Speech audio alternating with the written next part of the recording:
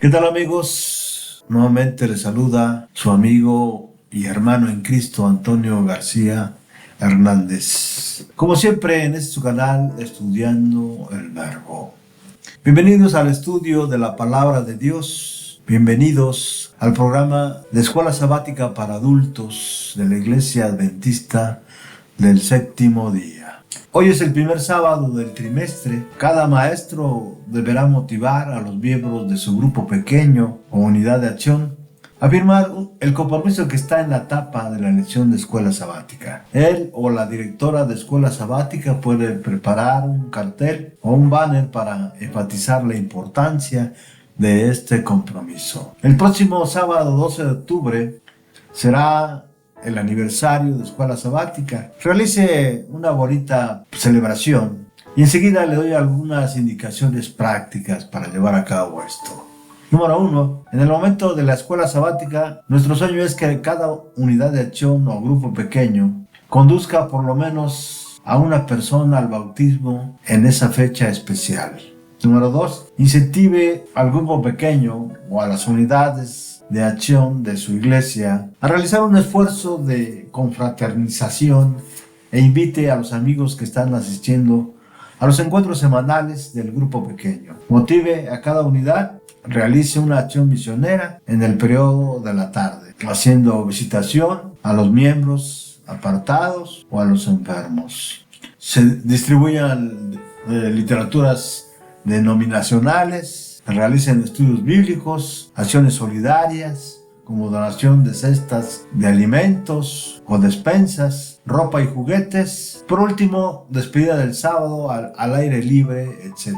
La secretaria debe presentar el termómetro de la escuela sabática inmediatamente después del repaso de la lección. Al finalizar la presentación y el análisis del termómetro, el director del ministerio personal podrá presentar un plan integrado de acción misionera, involucrando a los departamentos y ministerios de la iglesia para realizarlo durante el presente cuarto trimestre.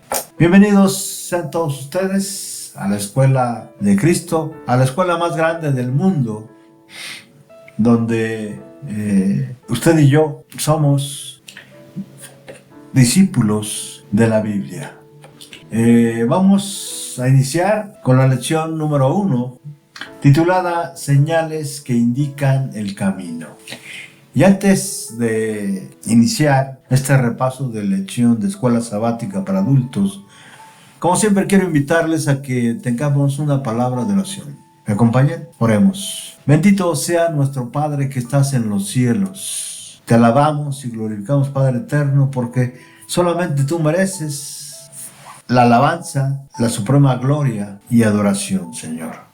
Gracias, Padre eterno, porque eres grande en misericordia y tardo para la ira. Te pedimos humildemente que en esta hora tu Espíritu Santo nos conduzca y nos señale el camino. Perdona nuestros pecados, sánanos, oh Padre, de todas nuestras enfermedades, tanto físicas como mentales, y que, Padre eterno, podamos deleitarnos en tu palabra. Gracias, oh Señor, por todo, porque te lo rogamos, te lo suplicamos humildemente en los méritos de nuestro amado Cristo Jesús, para quien pedimos también toda honra y gloria por los siglos de los siglos. Amén. Amén. Señales que indican el camino.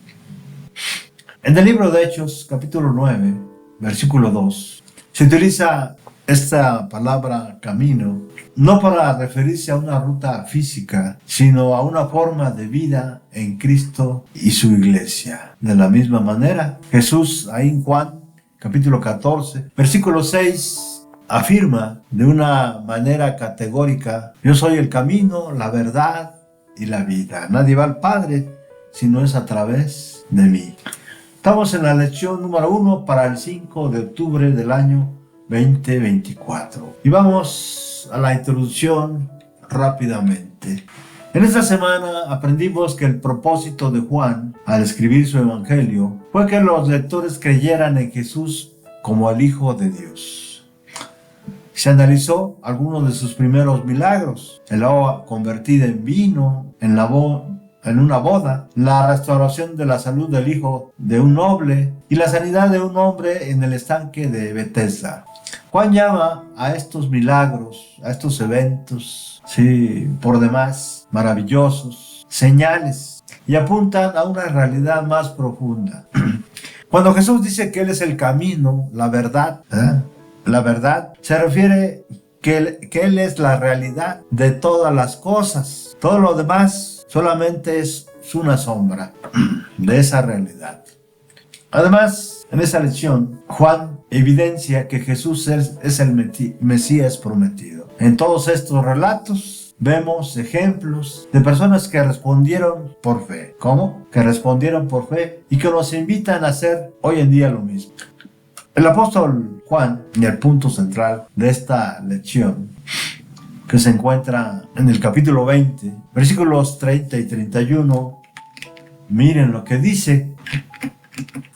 Otras versiones dicen además, pero en la versión Reina Valera 60, miren lo que dice: hizo además Jesús muchas otras señales en presencia de sus discípulos, las cuales no están escritas en este libro. Y no solamente Juan decía esto, sino también a todos aquellos como Tomás, llamado Didimo, el cual no creía que Jesús hubiera resucitado. Sí. Para Tomás, el hecho de que Jesús haya resucitado en un principio no era creíble, pero después que Jesús le mostró las señales de su sacrificio, los agujeros en las manos por los clavos y la herida en su costado, el apóstol cambió su fe y dijo: Señor mío y Dios mío.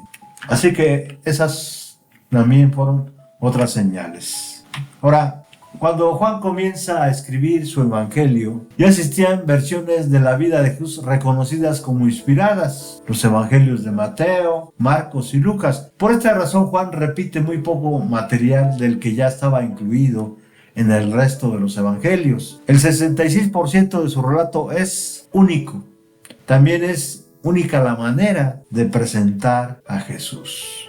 Por eso ahí en el capítulo 1 del Evangelio de Juan, el apóstol nos revela la divinidad eterna del Hijo de Dios, ¿verdad? Para Juan, los milagros del Maestro, como ya dijimos, son señales. Y estas señales fueron seleccionadas por Juan con un propósito: que todo aquel que las lea crea que Jesús es su Salvador y por ello tenga vida eterna, ¿verdad? Y por ello tenga vida eterna.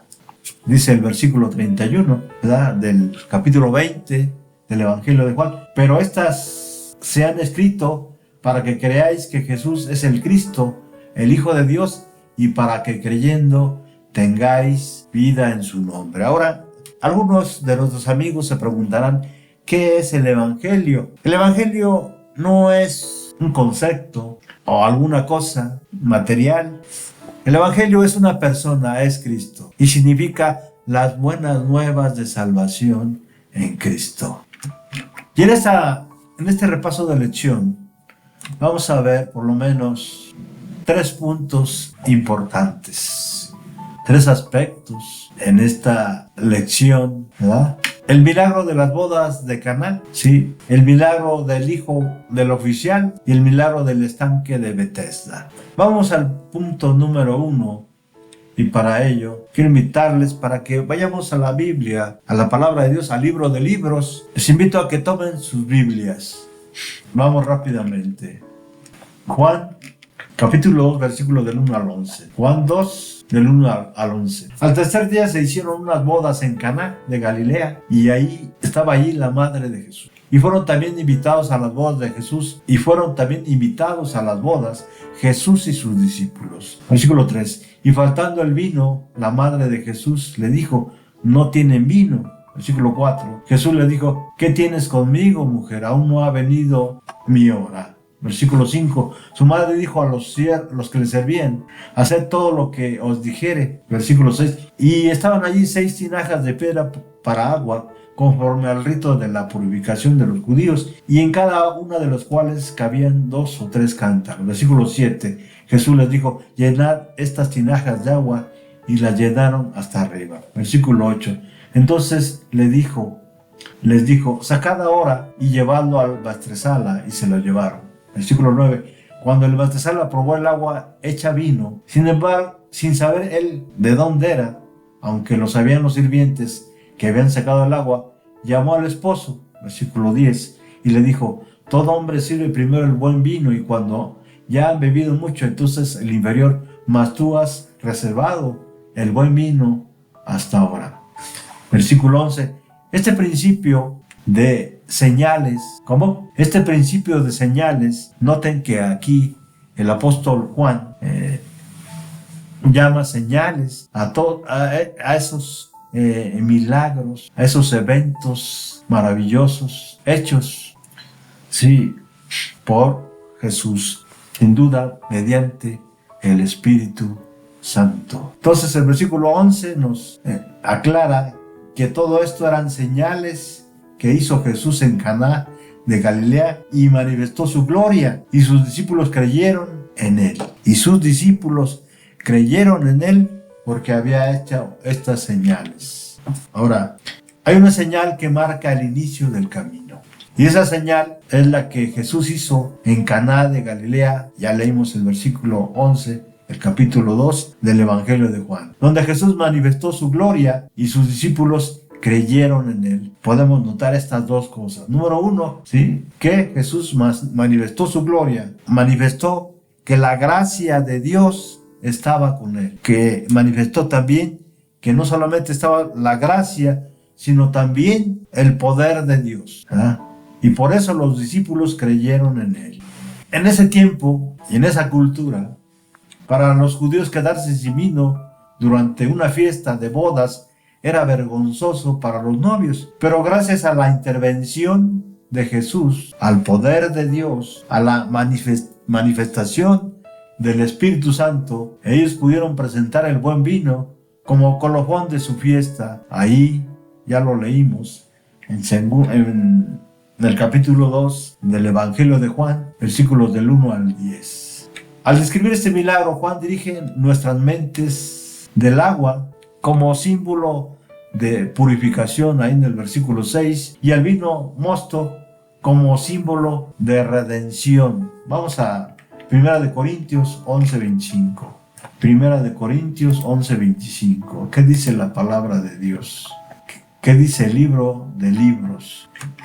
1 Corintios 11:25. Dice el apóstol Pablo, asimismo tomó también la copa después de haber cenado, diciendo, esta copa es el nuevo pacto en mi sangre. Haced esto todas las veces que la bebéis o bebiereis en memoria de mí.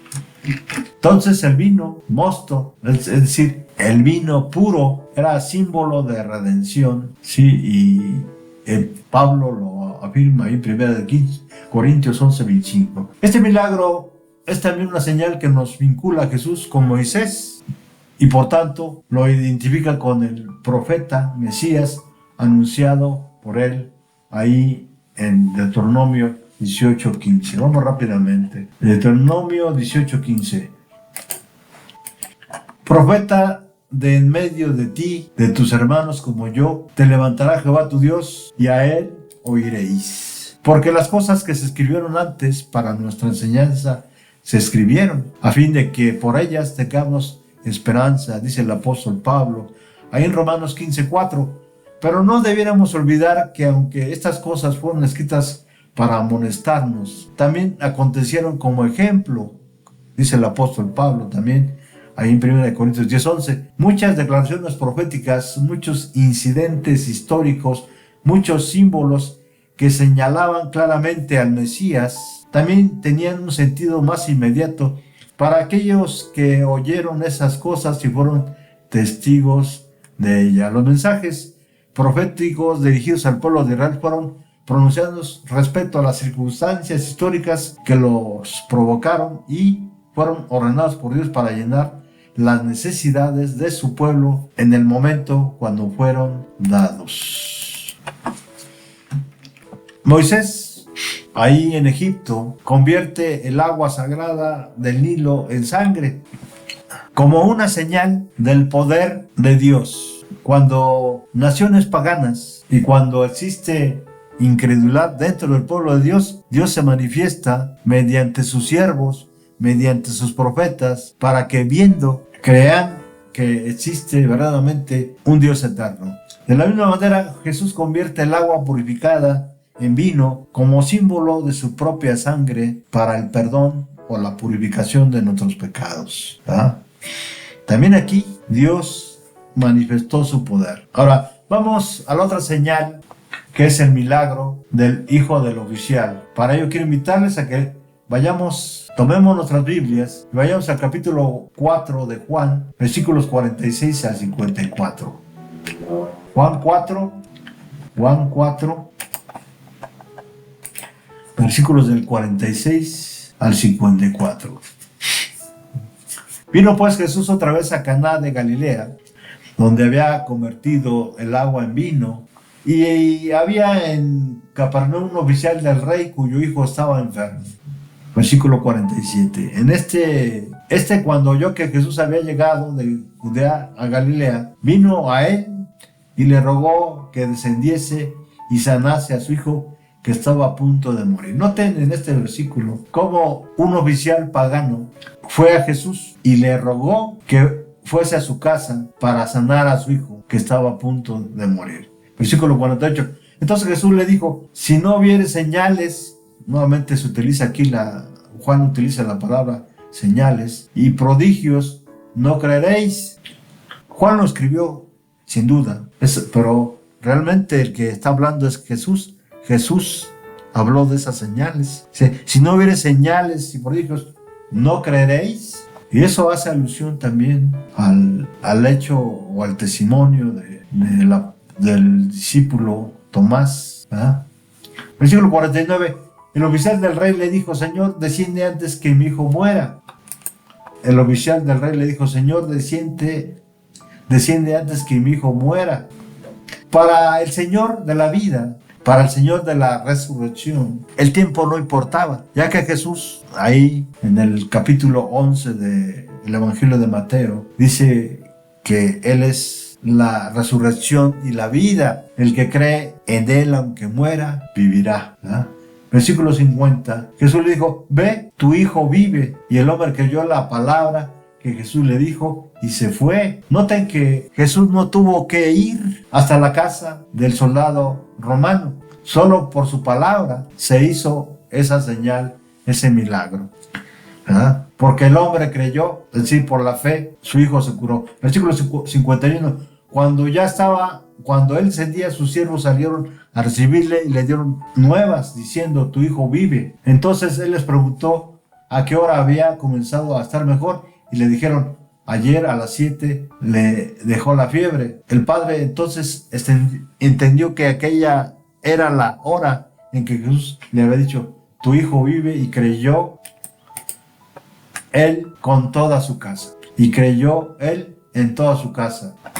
Esta segunda señal hizo Jesús cuando fue de Judea a Galilea. Y esta señal fue para el que no tiene fe. Un oficial del rey que vivía en Capernaum, angustiado por su hijo enfermo, decidió bajar a Caná y pedir a Jesús que viniese a sanar a su hijo. Versículos 46 y 47. Si Jesús hacía esto, creería en él. La respuesta de Jesús indicó que conocía bien los pensamientos del oficial, ahí en el versículo 48. Los milagros en sí no demuestran que Jesús era el Mesías. Los milagros en sí no demuestran que Jesús era el Mesías, porque Satanás mismo puede hacer milagros. Hechos 7:22 y Apocalipsis 13:13. Vamos a esta última cita. Apocalipsis 13:13. También hace grandes señales de tal manera que aún hace descender fuego del cielo a la tierra delante de los hombres. Hace grandes señales de tal manera que aún hace descender fuego del cielo de la tierra delante de los hombres. El oficial debía decidir creer o no creer en Jesús antes de que el milagro se realizase. Aunque el relato no lo dice, podemos imaginar las lágrimas del oficial suplicando por la vida de su hijo, que dependía ahora de su propia fe. Juan 4:49. Ante las palabras de Jesús y sin evidencia alguna del milagro, creyó, versículo 50. Tal fue su confianza que realizó el viaje haciendo noche en el camino. Cuando le anunciaron la sanación de su hijo, solo se preocupó de comprobar que efectivamente había sido sanado en el momento en que Jesús había pronunciado sus palabras, versículos 51 al 53. Como hombre, Jesús no era omnipresente. Sin embargo, como hombre, al hallar gracia y al ser uno con el Padre y con el Espíritu, pudo hacer esta señal para aquellos que no tenían fe. Vamos a la última señal, el milagro del estanque de Betesda. Para ello quiero invitarles a que vayamos a... Quizás no podamos leer por el tiempo, desde el versículo 1 al 47, pero podemos ir al versículo 6 del capítulo 5. Juan, capítulo 5, versículo 6. Cuando Jesús lo vio acostado y supo que llevaba ya mucho tiempo así, le dijo: ¿quieres ser sano? Versículo 7. Señor, le respondió el enfermo, no tengo quien me meta al estanque cuando se agita el agua, y entre tanto que yo voy, otro desciende antes que yo. Esta señal es de un desesperado. 38 años son muchos 38 años son muchos años de enfermedad. Ante la multitud de enfermos que se encontraban a la orilla del estanque de Betesda, Jesús eligió al más desesperado. Vamos rápidamente al versículo 1 al 5. Después de estas cosas, versículo 1 del capítulo 5 del Evangelio de Juan, había una fiesta de los judíos y subió Jesús a Jerusalén. Y hay en Jerusalén, cerca de la puerta de las ovejas, un estanque llamado en hebreo Betesda, el cual tiene 5 pórticos. En estos yacía una multitud de enfermos, ciegos, cojos y paralíticos que esperaban el movimiento del agua, porque un ángel descendía de tiempo en tiempo al estanque y se agitaba, y el primero descendía al estanque después del movimiento del agua, quedaba sano de cualquier enfermedad que tuviese. En versículo 4 podemos ver que muchos tenían esa creencia. Por tradición, muchos iban a ese estanque para ser sanados mediante el movimiento del agua. Versículo 5. Y había allí un hombre que yacía 38 años que estaba enfermo. El enfermo reconoció en la pregunta amorosa de Jesús a alguien que deseaba ayudarle, versículos 6 y 7, ¿verdad? Leámoslo. Cuando Jesús le vio acostado y supo que llevaba ya mucho tiempo así, le dijo: ¿quieres ser sano? El Señor le respondió al enfermo: no tengo quien me meta al estanque cuando se agita el agua, y en tanto que yo voy, otro desciende antes que yo. Qué gran competencia, ¿no? Pero Jesús no le ayudó a realizar un rito supersticioso. Simplemente le ordenó: levántate, toma tu lecho y anda. Sin duda, estas palabras son para todos aquellos que confían en otros dioses, en otras cosas, en otras falsas doctrinas, pero en Dios no. Viene Jesús y le dice: levántate, toma tu lecho y anda. Versículo 8. Ante esta orden, el enfermo reaccionó, se puso en pie y sus fuerzas, sus miembros paralizados durante 38 años cobraron fuerza. Aquel que hizo las piernas había restaurado las suyas. Es interesante que por la palabra de Dios, por la palabra de Jesús, muchos creen y reciben las bendiciones de Dios. Tal es el caso de esta persona que estuvo paralizada durante 38 años. Y esta fue una señal para un desesperado. Sin duda, hay poder en la palabra de Dios, hay poder en la palabra de Cristo. Más tarde Jesús identificó su enfermedad como consecuencia de sus pecados. Vamos al versículo 14 rápidamente. Después le halló Jesús en el templo y le dijo: mira, has sido sanado, no peques más para que no te venga alguna cosa peor. Cuando hemos recibido por medio de la gracia y la misericordia de Dios la sanación a nuestras dolencias, a nuestras enfermedades, Jesús nos aconseja que no pequemos más para que no sea que venga algo peor a nuestras vidas. La enfermedad puede ser o no consecuencia directa de nuestro pecado, pero independientemente de su origen, Dios tiene poder para sanar nuestras enfermedades, Vamos rápidamente a la palabra de Dios, al libro de Santiago,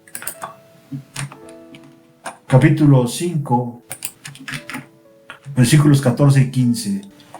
¿Está alguno enfermo entre vosotros? Llame a los ancianos de la iglesia y oren por él, ungiéndole con aceite en el nombre del Señor. Versículo 15. Y la oración de fe salvará al enfermo y el Señor lo levantará, y si hubiera cometido pecados, le serán perdonados. Tenemos un Dios de vida, un Dios maravilloso, un Dios de amor, un Dios que no solamente nos restablece en el momento, sino quiere restaurarnos completamente mediante Cristo Jesús. Ahora, la señal para el que no quiere entender. Vamos al versículo 16. Juan 5:16. ¿Qué dice la palabra de Dios? Y por esta causa los judíos perseguían a Jesús y procuraban matarle porque hacía estas cosas en el día de reposo. ¿Cuál es el día de reposo? El sábado, el séptimo día. Era lógico que una vez sanado, el enfermo regresase a su casa portando sus pertenencias. En el caso de este enfermo que estaba en el estanque de Betesda. Pero al llevar en la mano sus pertenencias, para los judíos, para los sacerdotes, para los fariseos, para los maestros de la ley, este hombre estaba transgrediendo el sábado. No les importaba si ya había sido sanado, lo que les importaba era cumplir con la ley de Dios, entre comillas, porque habían hecho del sábado un día muy difícil para el pueblo de Dios. Por eso Jesús les criticó, diciéndoles que no permitían que entraran aquellos que querían ser salvos al reino de los cielos, ¿verdad? Pero tampoco ellos lo hacían. Así que ante esta acusación, el hombre se defendió diciendo que su sanador se lo había ordenado y la cuestión quedaba zanjada. Versículos 11 al 13. ¿Qué dice? Vamos rápidamente. Y él le respondió: el que me sanó, él mismo me dijo, toma tu lecho y anda. Entonces le preguntaron: ¿quién es el que te dijo, toma tu lecho y anda? Y el que había sido sanado no sabía quién fuese, porque Jesús se había apartado de la gente que estaba en aquel lugar.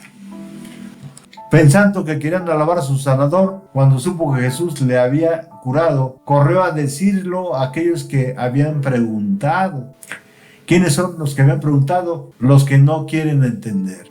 Y aunque se trataba de una señal de que Jesús verdaderamente era el Hijo de Dios, por su ceguedad espiritual, por estar inmersos en el mundo, Dios mismo no les permitía entender y aceptar su justicia.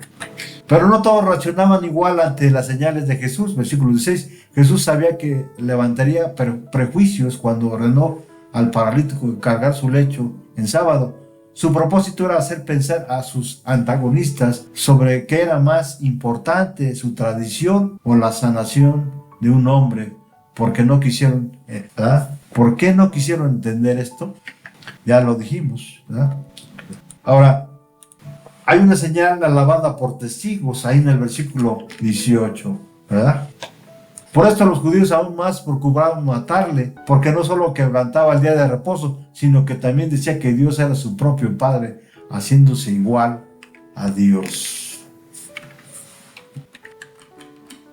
Al ser acusado como transgresor del sábado, Jesús contestó: mi Padre hasta ahora trabaja y yo trabajo. Juan 5:17. Esta afirmación fue interpretada como una afirmación de su divinidad, es decir, fue malinterpretada. Y eso demuestra lo lejos que estaban ellos de Dios y lo cerca que estaban del mundo material, lo lejos que estaban ellos de verdad, de la fe auténtica. Jesús se defiende ahora en 3 pasos. Su relación con el Padre, ahí en el versículo 19 al 30, esto le da potestad incluso para juzgar y resucitar a los muertos. Los testigos que corroboran sus afirmaciones, ¿verdad? Juan el Bautista, en Juan 5:31 al 35, también los milagros que realiza. Es decir, si no me creéis que yo soy, dice Jesús, créeme por las cosas que hago, dice, los milagros que realiza, ahí en el versículo 36. de Juan. Dice, mas yo tengo mayor testimonio que el de Juan, porque las obras que el Padre me dio para que cumpliese, las mismas obras que yo hago, dan testimonio de mí que el Padre me ha enviado. Y el versículo 39, miren lo que dice, ¿verdad? Es lo que les decía, estaban ellos muy lejos, no solamente de la presencia de Dios, sino de la palabra misma de Dios. Por eso dice, escudriñad las Escrituras, porque a vosotros os parece que en ellas tenéis la vida eterna, y ellas son las que dan testimonio de mí.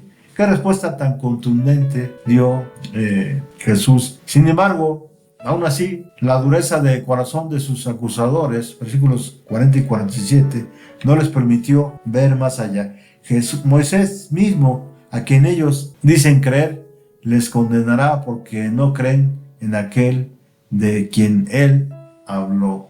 Y terminamos este repaso, que sin duda es muy interesante, ¿verdad? En lo personal, a mí de los 4 evangelios es el que a mí más me llama la atención, porque está escrito desde el punto de vista teológico, está escrito con el propósito de hacer saber al mundo y a los que no creen en Dios que Jesús es el Mesías prometido, que Jesús es el Hijo de Dios y que vino con un propósito muy importante para este mundo: el ser el medio, el ser el fin para nuestra salvación. En el Evangelio, dice Elena G. de White, en su libro Exaltada Jesús, en su matinal del 26 de enero, en el Evangelio se retrata el carácter de Cristo al descender de su trono peldaño tras peldaño. Su divinidad fue velada por la humanidad, pero en sus milagros, sus doctrinas y sus sufrimientos están contenidos inagotables tesoros de la sabiduría, registrados para nosotros por la inspiración en la palabra de Dios. El tiempo no será suficiente para agotar las maravillas de la salvación, porque Cristo será la ciencia y el canto de los redimidos durante las edades eternas.